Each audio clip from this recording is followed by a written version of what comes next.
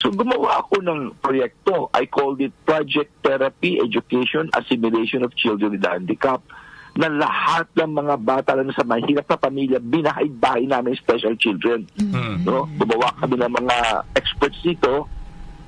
Hanggang sa itong mga batang ito ay nagkaroon ng intervention, naging productive sila, at ito'y nanalo, pinarangalan, hindi lamang sa Pilipinas, ang galing po, kung hindi ng United Nations sa Medellin, Colombia, as one of the best projects in the world. Alright, Secretary, nabanggit nyo, sorry ho, malapit kasi sa akin ng special children dahil ang isang anak namin na panganay ay autism din. Alright, may mga special projects kayo for children with special needs. If ever po na kayo po ay maluklok o manalo dito po sa inyong pagtakbo bilang isang senador, is there a chance that kayo po ay